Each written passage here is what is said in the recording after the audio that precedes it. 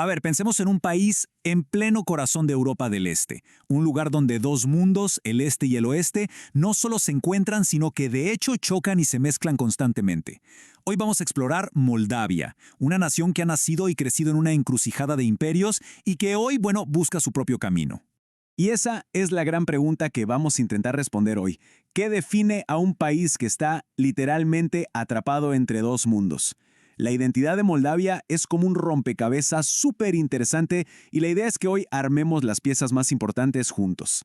Su ubicación en el mapa, claro, es clave, pero estar ahí, justo entre Rumania y Ucrania, es mucho más que simple geografía.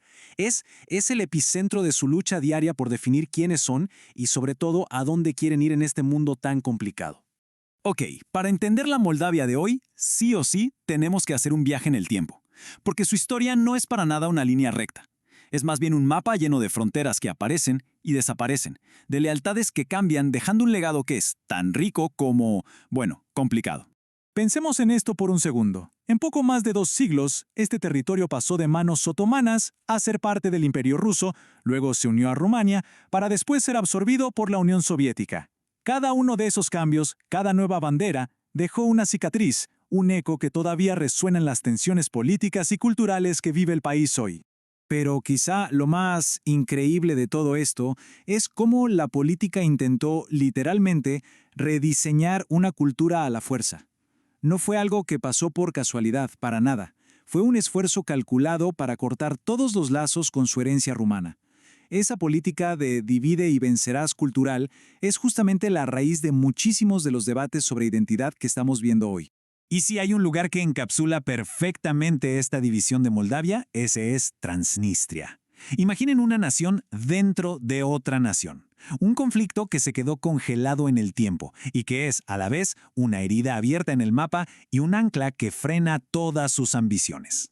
La división es casi la puedes tocar. Por un lado tienes al gobierno de Moldavia en Chisinau, con la mirada puesta fijamente en Europa, y al otro lado del río Dniester está Transnistria, un pedacito de tierra separatista que parece vivir en una burbuja de la era soviética, con lazos súper fuertes con Rusia.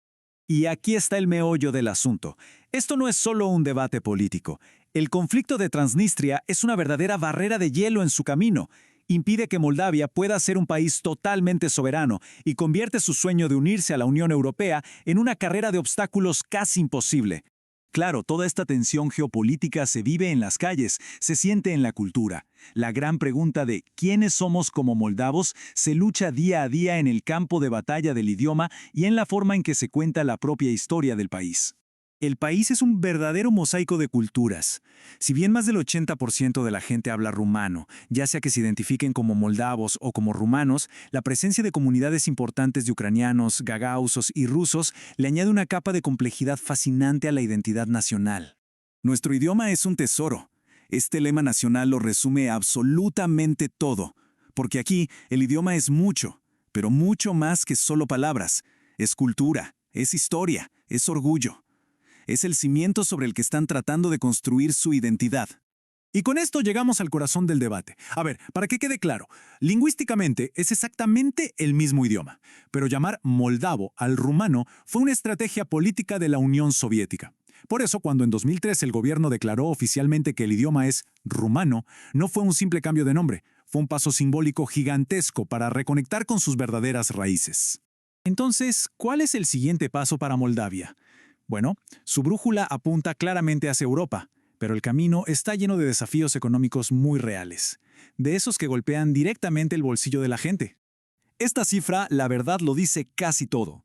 Con uno de los ingresos por persona más bajos de toda Europa, la lucha por llegar a fin de mes es una realidad diaria para muchísimos. Y es precisamente esta situación económica la que alimenta con más fuerza el sueño de un futuro mejor dentro de Europa.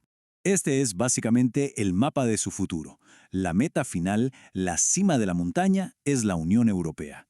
Pero para llegar hasta ahí, tienen que escalar pendientes enormes, levantar su economía, frenar la fuga de talento que desangra al país y, por supuesto, resolver de una vez por todas el enigma de Transnistria. Y así, volvemos al punto de partida, a esa encrucijada.